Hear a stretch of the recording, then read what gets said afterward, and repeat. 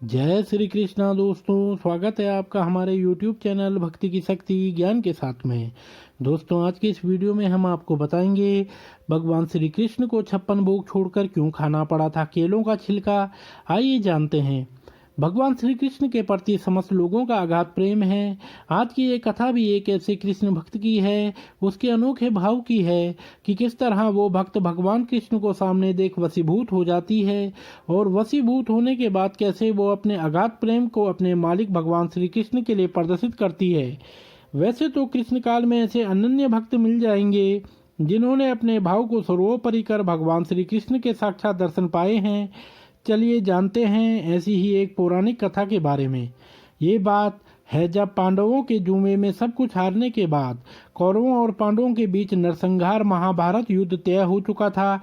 लेकिन प्रभु श्री कृष्ण एक अंतिम कोशिश करने के लिए पांडवों की ओर से दूत बनकर हस्तिनापुर गए, जिससे किसी तरह से युद्ध को टाला जा सके।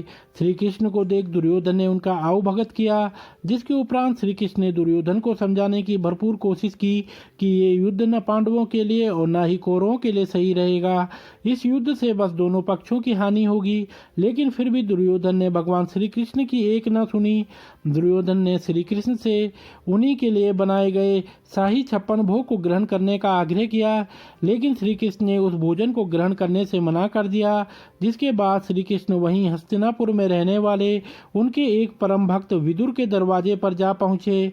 जब भगवान अपने परम भक्त विदुर के दरवाजे पर पहुंचे तो उस समय विदुर की पत्नी विदुरानी जी पूजा पाठ में लीन थी। जब भगवान कृष्ण ने द्वार पर खड़े होकर आवाज लगाई तो भक्त विदुरानी ने झट से श्री कृष्ण की आवाज पहचान ली और दरवाजा खोलने के लिए भागी। दरवाजा खोलते ही अपने मालिक अपने स्वामी को अपने आराध्या को दरवाजे पर खड़े देखा तो विदुरानी अपनी सुध बुध खो बैठी। जब आपके आराध्या जिन्हें आप दिन रात भजते हैं वो सामने आ जाएं तो किसे ही सुध बुध रहेगा। वही हाल था विदुरानी का। और जब श्री कृष्ण ने विदुरानी को बेसुध देखा तो स्वयं ही उनसे अंदर आने के लिए पूछ लिया। श्री कृष्ण के ऐसे पूछने पर विदुरानी को होश आया और उसे ज्ञात हुआ कि उसने तो अपने आराध्या प्रभु को द्वार पर ही खड़ा कर रखा है। जिसके बाद विदुरानी ने भगवान श्री कृष्ण को सम्मान पूर्वक भीतर बैठाया। भीतर जाकर भी विदुरानी अपने आराध्य श्री कृष्ण को शुद्ध बुद्ध खोए बस निहार रही थी। तो श्री कृष्ण ने विदुरानी से भूख लगने की बात कही, लेकिन घर में कुछ न होने के कारण विदुरानी ने श्री कृष्ण को केला देना उचित समझा। विदुरानी श्री कृष्ण के भक्ति भाव प्रेम में इस कदर अपना शुद्ध बुद्ध खोए बेसुद्ध थी कि श्री कृष्ण को केले खिलाने की बजाय उन्हें केले के छिलके खिलाई जा रही थी। विदुरानी केले को छिलकर उसके गूदे को फेंक दे रही थी और केले के छिलके को श्री कृष्ण के हाथों में दे रही थी, जिसे भगवान श्री कृष्ण बड़े ही प्रेम भाव से आनंदित होकर खा रहे थे। ऐसे हैं मेरे श्याम, ऐसे हैं मेरे श्याम। जब विदुर जी आए तो उन्होंने देखा कि विदुरानी तो श्री कृष्ण को केले की जगह केले के छिलके खिला रही है, जिसे देख उन्होंने विदुरानी को डांटा। लेकिन उनके स्वामी श्री कृष्ण के सामने कैसे कोई उनके भक्त को डांट सकता है।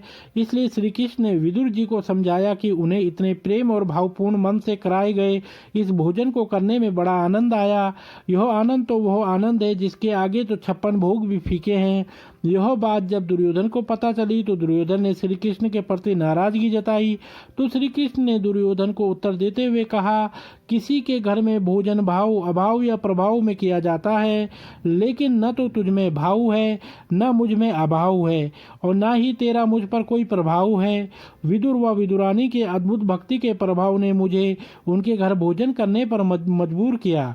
तो दोस्तों, अगर आपको यह वीडियो पसंद आई हो तो आप हमारे चैनल को लाइक कमेंट शेयर सब्सक्राइब अवश्य करें और बेल आइकन दबाना न भूलें, जिससे हमारी आने वाली सभी वीडियोस की नोटिफिकेशन आप तक सही समय से पहुंच जाएगी। आप सभी मित्रों का बहुत बहुत धन्यवाद।